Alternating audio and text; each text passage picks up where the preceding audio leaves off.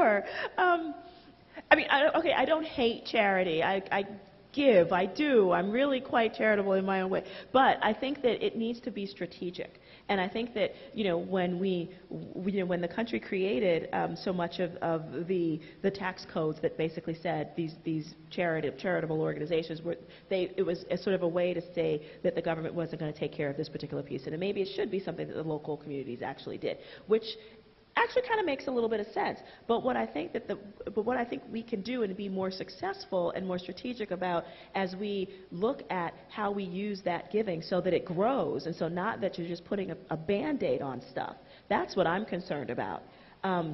Because if things have gotten that much worse, then in terms of the social problems that we're experiencing, then we have to kind of examine why that's happened.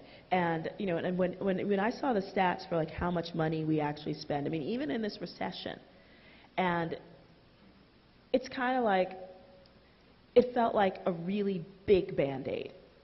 And so I think if we can figure out ways to use the market, and not like in everything, but just in terms of the kind of services that our municipalities need anyway, whether it's power, in particular energy, power savings, stormwater management, things of that nature, then those are the type of things that I think we can plan on looking at. And again, and even just, taking things that are considered burdens right now and try to, rejiggering them in order to make them into assets, so whether, that's why I use the kind of examples that I did. Everybody's got waste, everybody's got water issues, and, and right now, we're in North Carolina alone, the amount of money that's spent, in particular in rural, and in sort of ex-urban, counties on water issues, that is money that is leaving this state, as opposed to creating opportunities where money stays in your local economy.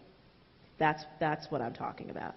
So, and I think, as a country, we're spending way too much time and money just watching money leave where we are, and that's of some concern to me, and I think everybody as well.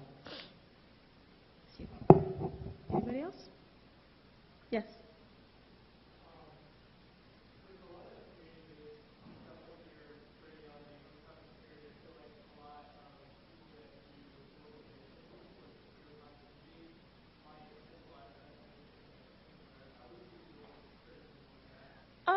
Yeah, I've thought about that, in terms of like, are you like being totally protectionist and, isolationist and all that stuff?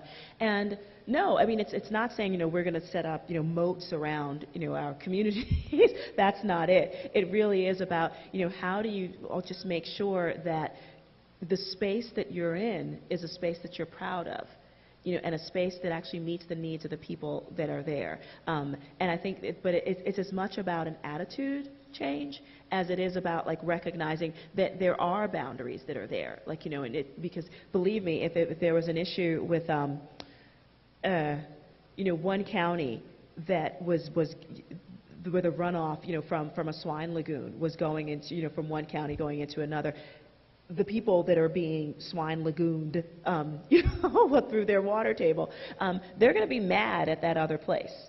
So maybe the folks with the swine lagoon can deal with that, in a way that actually supports the people that are there.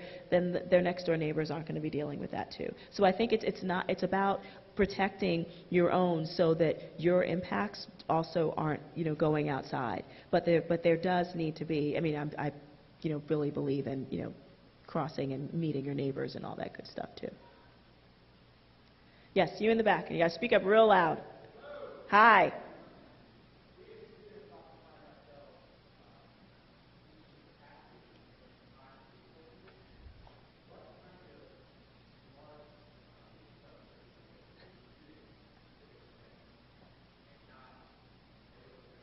Right.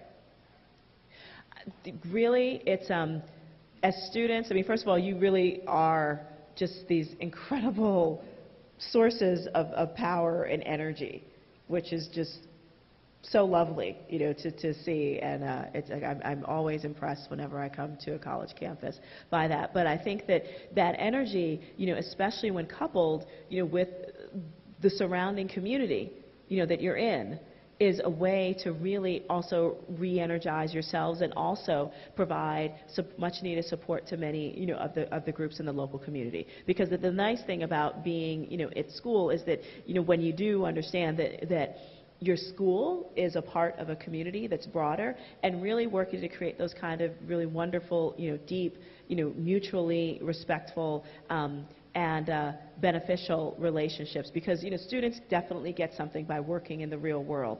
Community groups are also can say the same things about what they're dealing with too, because the problems are real. Folks are dealing with them, and having that kind of linkage and support is something that could be really helpful. I mean, we've seen it in so many different social movements, over the last century, whether it was civil rights or women's rights, or, anti-war, whatever.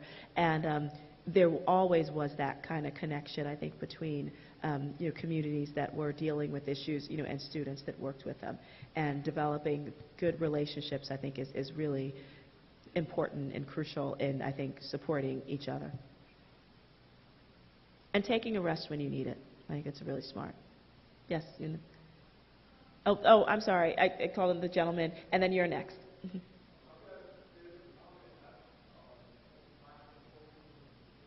With who? Uh-huh.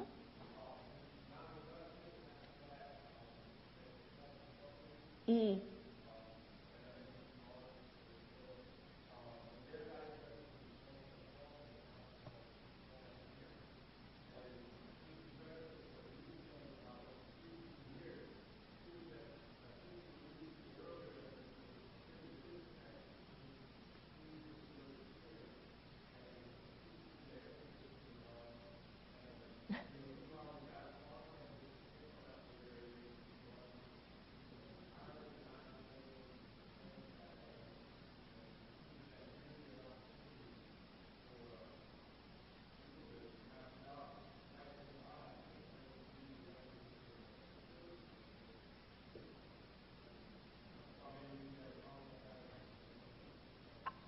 I definitely think that North Carolina would be an ideal place, for micro agribusiness, and micro meaning just not mega. So, but the idea is that if you do, bunches of them, and meet the demand. I mean, there's 17,000 undergrads here. That's a lot of people, and if you can create the kind of linkages where there's, a local agribusiness that's supporting, specifically